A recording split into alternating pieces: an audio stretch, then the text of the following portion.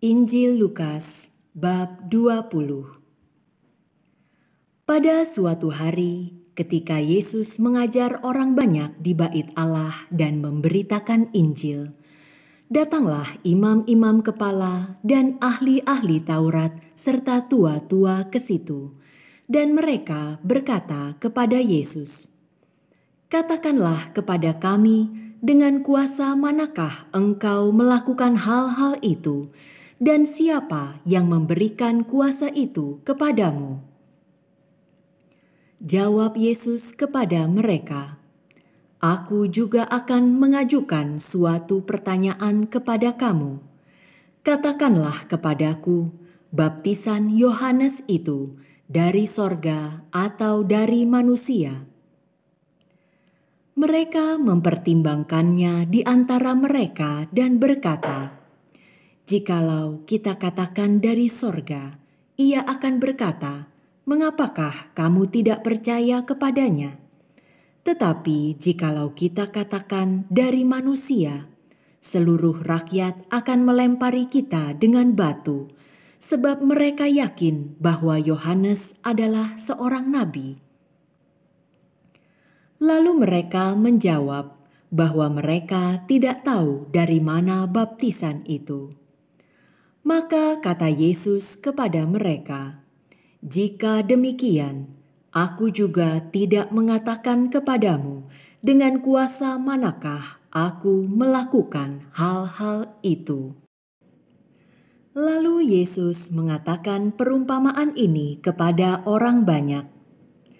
Seorang membuka kebun anggur, kemudian ia menyewakannya kepada penggarap-penggarap, lalu berangkat ke negeri lain untuk waktu yang agak lama.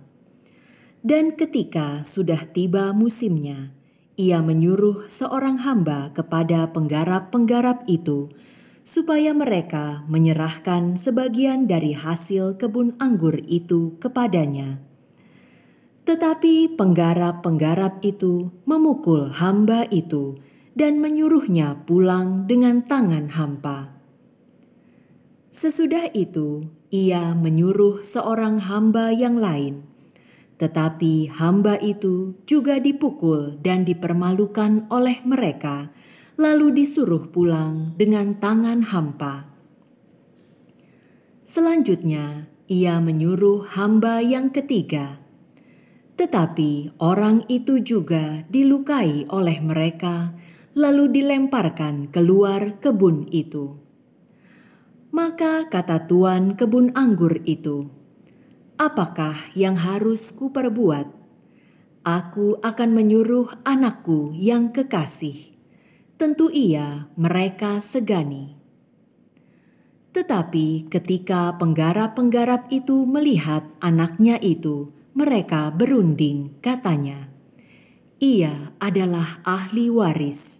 Mari kita bunuh dia, supaya warisan ini menjadi milik kita." Lalu mereka melemparkan dia keluar kebun anggur itu dan membunuhnya. Sekarang, apa yang akan dilakukan oleh tuan kebun anggur itu dengan mereka? Ia akan datang dan membinasakan penggarap-penggarap itu dan mempercayakan kebun anggur itu kepada orang-orang lain. Mendengar itu, mereka berkata, "Sekali-kali jangan." Tetapi Yesus memandang mereka dan berkata, "Jika demikian, apakah arti nas ini? Batu yang dibuang oleh tukang-tukang bangunan telah menjadi batu penjuru. Barang siapa jatuh ke atas batu itu, ia akan hancur, dan barang siapa ditimpa batu itu, ia akan remuk." Lalu ahli-ahli Taurat dan imam-imam kepala berusaha menangkap dia pada saat itu juga, sebab mereka tahu bahwa merekalah yang dimaksudkannya dengan perumpamaan itu. Tetapi mereka takut kepada orang banyak.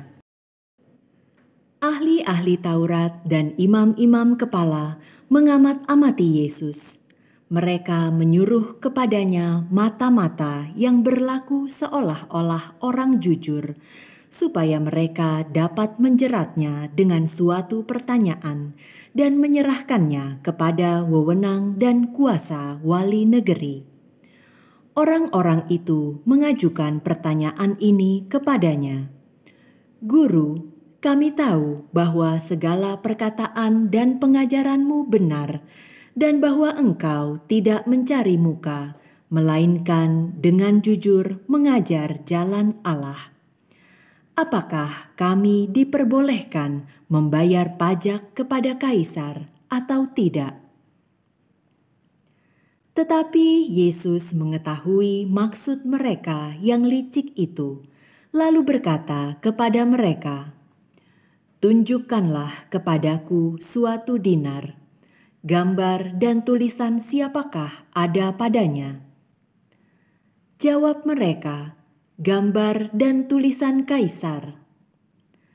Lalu kata Yesus kepada mereka, "Kalau begitu, berikanlah kepada kaisar apa yang wajib kamu berikan kepada kaisar, dan kepada Allah apa yang wajib kamu berikan kepada Allah." Dan mereka tidak dapat menjerat dia dalam perkataannya di depan orang banyak. Mereka heran akan jawabnya itu, dan mereka diam.